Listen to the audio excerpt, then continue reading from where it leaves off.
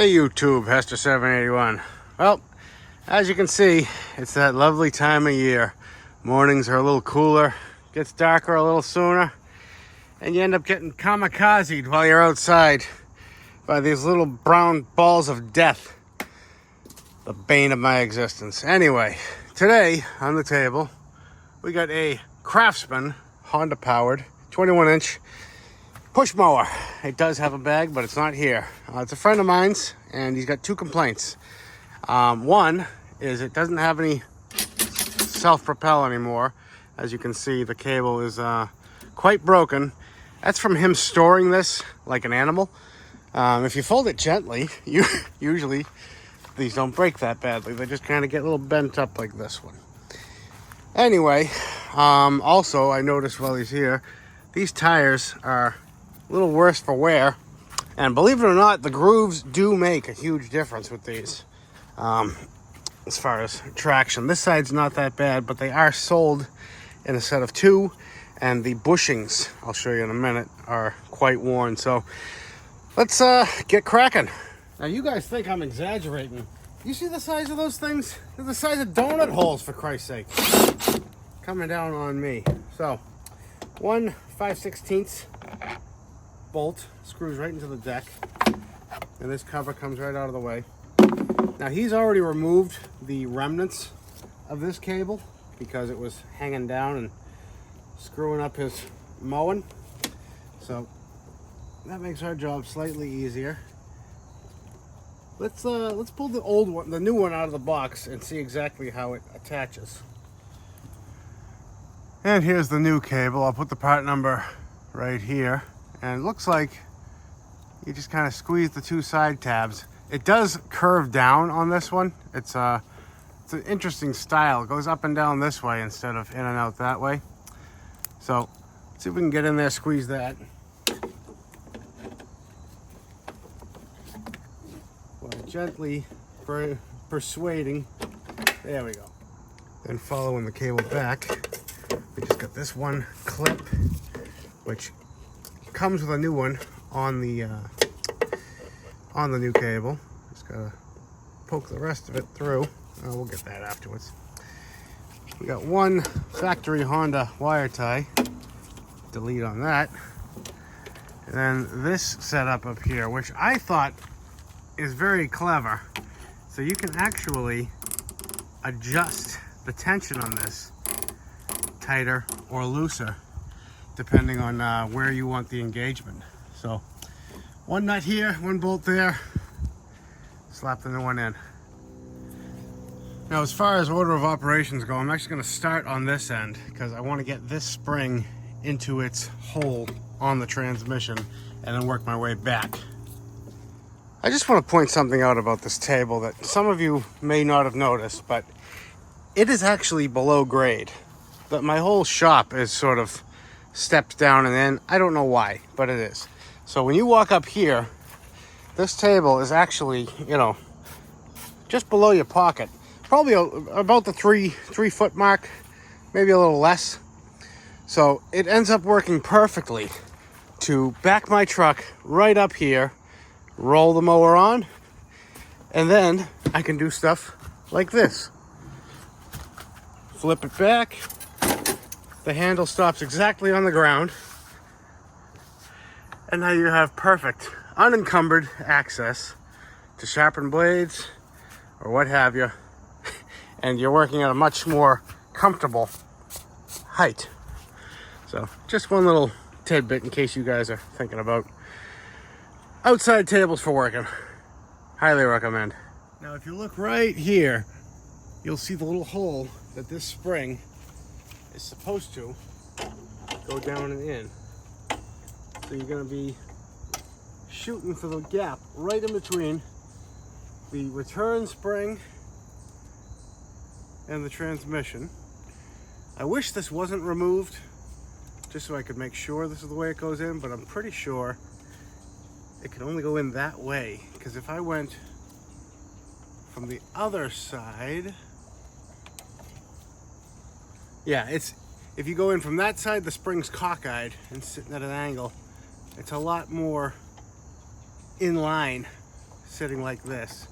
And now you can see how it pulls the transmission. All right, going with that. Then of course on this end, I'm gonna go under the bars, so when he folds it again, it's not gonna immediately break. Hook up a little Z-bend first, and then slap the nut on. Okay, so I'm actually double checking my work here, and I think I made a mistake.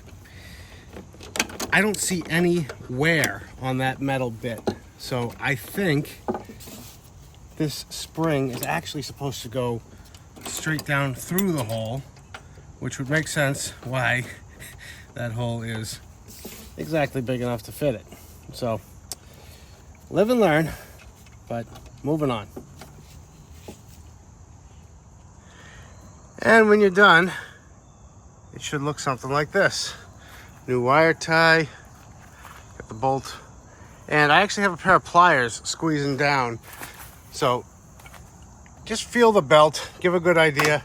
Do you see what I'm saying? The squirrel's got it out for me. And that's good tension. I mean, it's adjustable, but you want it to be not spinning at all when it's released and then spinning as soon as you grab it. It's not rocket science. As far as the wheels, couldn't be easier. These are just hubcaps that are pressed on. And then I believe it's a 9/16 nut that holds them in. All right, so the new wheels, I'll leave the part number right here. And let me show you this play. You guys see that?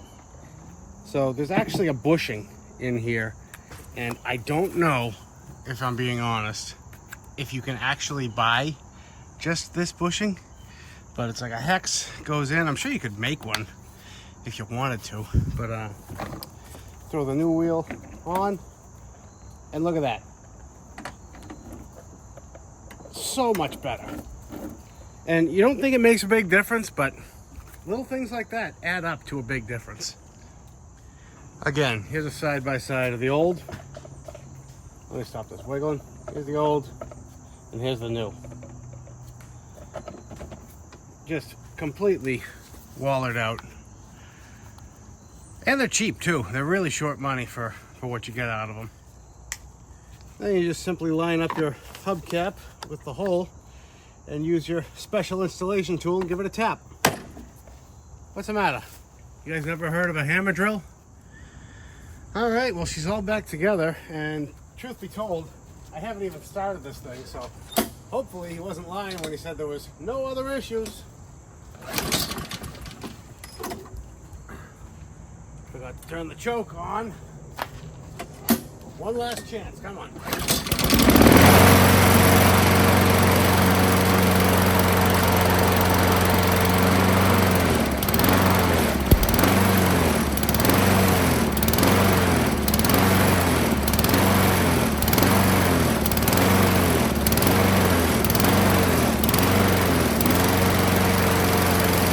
Well, I was about to call that a fail, and some of you were probably already screaming at me. He had the gas turned off, like a good person. He stores this thing up on its snout, which I wish he wouldn't do, but if he's actually shutting the fuel off and running it out, it's not the worst way to store it, but I think you'll still get some oil in that cylinder. Anyway, let's give it attempt number 2. Give it choke again.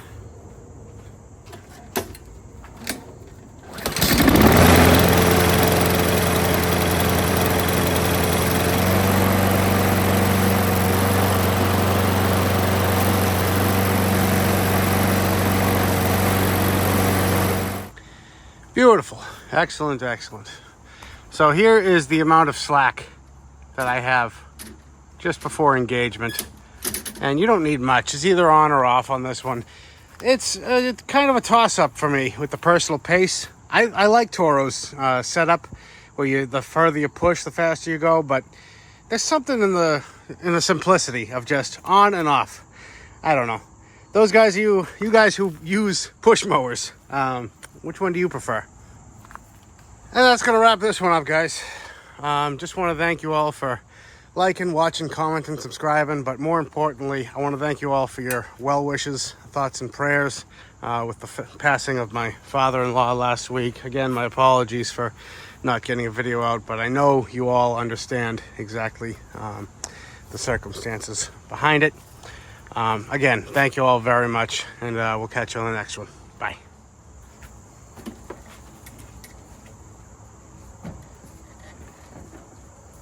What more could you ask?